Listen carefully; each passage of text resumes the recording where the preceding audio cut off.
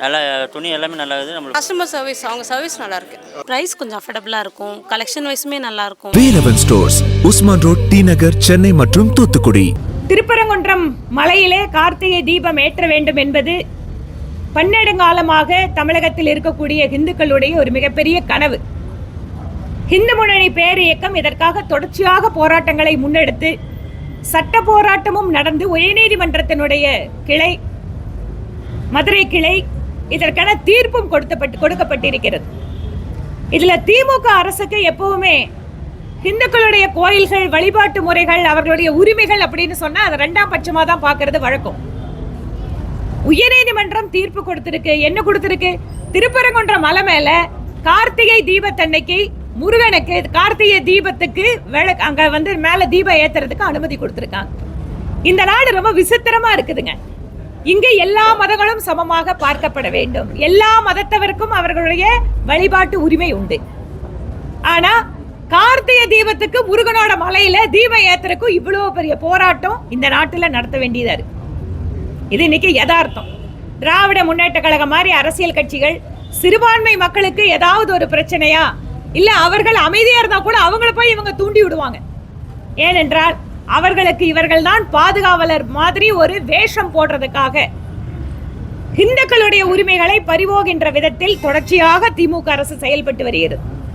நீதிமன்ற தீர்ப்பு கொடுத்ததுக்கு அப்புறம் திருப்பரங்குன்றம் முருகனுக்கு மலை மேல கார்த்திகை தீபம் ஏத்துறதுக்கு கூட அரசாங்கம் அனுமதிக்கிறதுக்கு மனசு வரல.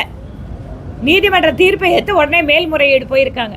என்ன, திருப்பரங்குன்றம் மலைங்கிறது வேற எங்கேயோ நாட்டில் இருக்கா?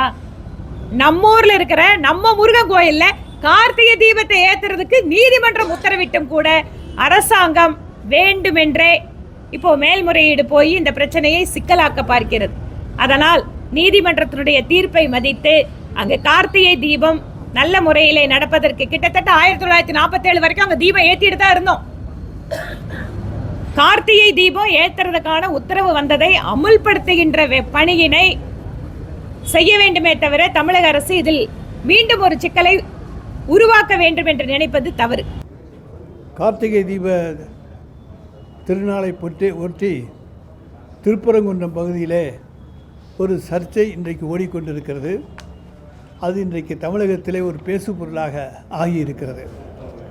மதவாத சக்திகள், இந்துத்துவ அமைப்புகள் எப்படியாவது தமிழ்நாட்டிலே காலை ஊன்ற வேண்டும், அதை எந்த வழியிலாவது தாங்கள் காலை ஊன்றுவதற்கு வழிகாண வேண்டும் என்கின்ற நோக்கத்தோடு செயல்பட்டு கொண்டிருக்கிற இந்துத்துவ அமைப்புகள் எதை கையிலே எடுப்பது என்று தெரியாமல் முழித்து கொண்டிருக்கிறார்கள். இன்றைக்கு நாங்கள் ஏற்கனவே ஒரு சொல்லியிருக்கிறேன், கார்த்திகை தீபம் என்பது தமிழ் கடவுள் முருகனுக்காக கொண்டாடப்படுவது திருவிழாவை தவிர இந்தியாவில் இருக்க இந்துக்களுடைய பண்டிகை அல்ல, அது தமிழர்களுடைய பண்டிகை. உலகெங்கும் இருக்கக்கூடிய தமிழர்கள் கார்த்திகை திருவிழாவை கொண்டாடுவார்கள். இதில் இந்துத்துவாவுக்கு எந்த வேலையுமே கிடையாது. ஆனால் இப்பொழுது திடீரென்று திருப்பரங்குன்றத்திலே கார்த்திகை தீபத்தை ஒட்டி ஒரு பிரச்சனையை கிளப்பியிருக்கிறார்கள். நீதிமன்றத்தை அணுகி அங்கே ஒரு உத்தரவை வாங்கியிருக்கிறார்கள். ஆனால் அவர்கள் ஒன்றை மறந்து விட்டார்கள். 2014ஆம் ஆண்டு நீதியரசர்கள் பவானி சுப்ராயன் அவர்களும் அதைப்போல் நீதியரசர் கல்யாண சுந்தரம் அவர்களும் 2014ஆம் ஆண்டு ஒரு தீர்ப்பை தந்திருக்கிறார்கள். எந்த இடத்துல இது வழக்கப்படி ஏற்றி கொண்டிருக்கிறோமோ கார்த்திகை தீபத்தை அதே இடத்திலே தான் ஏற்ற வேண்டும் என்று 2014லேயே தீர்ப்பு வந்திருக்கிறது.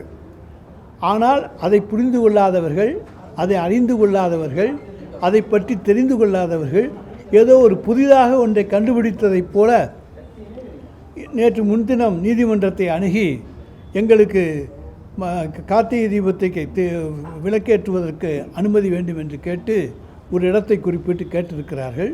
அதற்கு அந்த நீதிபதியும் தீர்ப்பை தந்திருக்கிறார். ஆனால் ஒரு நீதிபதி நாங்கள் சட்டத்தை மதிப்பவர்கள், நீதிக்கு தலைவணங்குபவர்கள். எங்களுடைய மாண்புமிகு தமிழ்நாடு முதலமைச்சரைப் போல சட்டத்தை மதிக்கக்கூடிய ஒருவர் இந்தியாவிலேயே கிடையாது. அந்த அளவுக்கு சட்டத்துக்கு மரியாதை கொடுப்பவர், சட்டத்தின் ஆட்சி தமிழ்நாட்டிலே நடக்க வேண்டும் என்று விரும்புகின்றவர். எனவே 2014 2 நீதிபதிகள் ஃபுல் பெஞ்ச், அதாவது டிவிஷன் பெஞ்ச் கொடுத்திருக்கக்கூடிய அந்த தீர்ப்பு அந்த தீர்ப்பை செட்டிசைட் பண்ணாமலோ அல்லது அந்த தீர்ப்பின் மீது மேல்முறையீடு இல்லாமலோ ஒரு புதிதாக ஒரு தனி நீதிபதியை வைத்து ஒரு தீர்ப்பை வாங்கி கொண்டு வந்து நாங்கள் நிறைவேற்ற வேண்டும் என்று கேட்டால் எப்படி நிறைவேற்ற அனுமதிக்க முடியும்?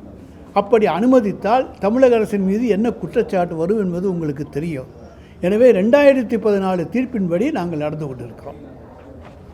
சார், இப்போ அங்கே போராட்டம் நடத்தக்கூடியவர்களை நீதிமன்றத்தில் அனுமதி பெற்று நாங்கள் தீபம் ஏற்றுவோம், தமிழக அரசு ஒத்துழைப்பு மறுக்கிறது. பாரதிய ஜனதா கட்சியை சேர்ந்தவர்கள், நீங்க சொல்ற பல்வேறு அமைப்புகளை சேர்ந்தவர்கள் போராட்டத்தில் ஈடுபடுகிறார்கள். பல்வேறு அமைப்புகளை தீர்ப்பை கூட இந்த அரசு ஏற்றுக்கொள்ள மாட்டேங்குது சொல்றாங்க. நாங்கள் நீதிமன்ற தீர்ப்பை அவர்கள் 2014 நீதிமன்ற தீர்ப்பை மறந்துவிட்டு பேசுகிறார்கள். நீதிமன்ற தீர்ப்பை மதிக்காதவர்கள் அவர்கள்தான். இன்றைக்கு யார் யாரெல்லாம் அப்படி பேசுகிறார்களோ அவர்கள் மீது 2014 தீர்ப்பினுடைய அடிப்படையிலே எந்த வழக்கையும் தொடர்வதற்கு தமிழக அரசுக்கு உரிமை உண்டு. ஆனால் 2014 தீர்ப்பை படித்து பார்க்காம அப்படி ஒரு தீர்ப்பு இருக்கிறதே தெரியாமல் எல்லா விஷயத்தையும் கோர்ட்டில் நீதிமன்றத்தில் மறைச்சிட்டு புதுசாக ஒரு கதையை கட்டி விட்டுட்டு போனால் அதை மக்கள் நம்புவார்களா? தமிழ்நாட்டு மக்கள் இளிச்சவாயர்கள் அல்ல, ஏமாளிகள் அல்ல. அவர்களுக்கு வேண்டுமென்றால் அடிமை பழனிசாமி கிடைக்க முடியுமே தவிர வேறு எந்த அடிமைகளும் தமிழ்நாட்டில் கிடைக்க மாட்டான். தமிழ்நாடு என்பது இங்கே மத ஒற்றுமை, மத நல்லிணக்கம் இவற்றுக்கு எடுத்துக்காட்டான பூமி இந்தியாவிலேயே தமிழ்நாடு தான். அதை இன்றைக்கும் நாம் நிரூபித்துக் கொண்டிருக்கின்றோம். தமிழ்நாடு அரசு மேல்முறையீடு செஞ்சு அந்த மனுவை தள்ளுபடி செஞ்சிருக்காங்க. இப்படிப்பட்ட நிலையில் அடுத்த கட்டமாக என்ன முடிவு செஞ்சிருக்காங்க? தள்ளுபடி செஞ்சால் அதுக்கு மேலே என்ன இருக்கோ அதை பற்றி சட்டத்துறையின் மூலமாக ஆராய்ந்து நடவடிக்கைகள் எடுக்க வேண்டும். தமிழ்நாடு காவல்துறையை நம்பாமல் மத்திய தொழில் பாதுகாப்பு படையை கொண்டு அமர்த்தி பாதுகாப்பு ஈடுபடுத்துறாங்க, நீதிமன்ற உத்தரவு. இந்த செயலை எப்படி பார்க்குறீங்க? ஒன்றை மட்டும் சொல்கிறோம், அதாவது மத்திய தொழில் பாதுகாப்பு படை இன்றைக்கு நீதிபதியினுடைய உத்தரவுப்படி அங்கே அனுப்பப்பட்டிருக்கிறது. ஒரு காலத்தில் எப்படின்னா மத்திய தொழில் பாதுகாப்பு படை அதனுடைய கமாண்டா உத்தரவின்படி தான் செயல்படும். இப்போ நீதிமன்றத்துக்கு அவங்க பொறுப்பில் ஒப்படைச்சிருக்கிறதுனால அவர் கமாண்டா படையை அனுப்பியிருக்கின்றார். எங்களை பொறுத்த வரைக்கும் தமிழ்நாடு காவல்துறை சிறப்பாக செயல்படுகிறது. நாங்கள் என்ன செய்ய வேண்டுமோ சட்டம் ஒழுங்கை பாதுகாப்பதற்கு அந்த நடவடிக்கைகளை நாங்கள் எடுத்துக்கொண்டிருக்கின்றோம். அதை மீறி எந்த சக்தி வந்தாலும் அந்த சக்தியை எதிர்கொள்கிற சக்தி எங்களுக்கு இருக்கிறது. அரசியல் கட்சிகளை தாண்டி நீதிமன்றத்தினுடைய செயல்பாடு எப்படி இருந்துச்சு உங்களுடைய பார்வை என்ன? நான் தான் அதை ஆரம்பத்திலே சொல்லிட்டேனே, டிவிஷன் பெஞ்சினுடைய ஜட்ஜ்மெண்ட் இருக்குது, இது சிங்கிள் ஜட்ஜுடைய ஜட்ஜ்மெண்ட். மாநில அரசோட கட்டுப்பாட்டில் இருக்க ஒரு காவல்துறை அங்கே ஒரு சட்ட ஒழுங்கு பிரச்சனை வரக்கூடாதுன்னு அந்த சம்பவத்திற்கு அனுமதி அளிக்க மாட்டேங்குது. அவர்களை எதிர்த்து மத்திய பாதுகாப்பு வீரர்களை நீதிபதியை அனுப்புறதுங்கிறது எந்த மாதிரி மாநில சுயாட்சி குறித்தான ஒரு பார்வையை திரும்ப ஒரு பிரச்சனையை கிளப்பியிருக்க மாதிரியான ஒரு விமர்சனங்கள் வருது. அதாவது இதற்கு பதில் சொல்ல வேண்டும் என்றால் விளக்கமாக என்ன மிக நீண்ட விளக்கத்தை தந்தாக வேண்டும். அதற்கான நேரம் இதுவல்ல. நிச்சயமாக அதற்கான விளக்கங்கள் எங்களுடைய தலைமையின் மூலமாக நாங்கள் தரப்போம்.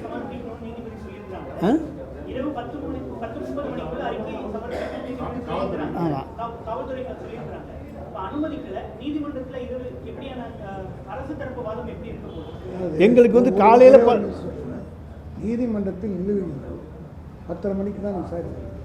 அதற்குள் அதை பற்றி நாங்கள் விமர்சிப்பதோ அதை பற்றி கருத்து தெரிவிப்பதோ எந்த வகையில் ஒன்றும் தெரியல. லெட்டஸ் வெயிட் 10:30க்கு சொல்கிறாரு. Let's wait for the outcome of the judgment to be given by the court. Okay, Hindu அமைப்புகளோட செயல்பாடையும் குறிப்பாக பாஜகவோட செயல்பாடையும் எப்படி பார்க்குறீங்க? எடப்பாடி பழனிசாமி அவர்களை போன்று செயல்படுறாங்க சார். இந்து அமைப்புகளுடைய செயல்பாடுங்கிறதானுங்க பாரதிய ஜனதாவுடைய செயல்பாடு. அது எப்படி வித்தியாசமாக பார்க்க முடியும்? அதான் ரெண்டும் ஒன்று தானே. அதை ரெண்டும் ஒன்றா இருக்கிற போது அதை எப்படி வித்தியாசமாக வேறுபாடாக பார்க்க முடியும்?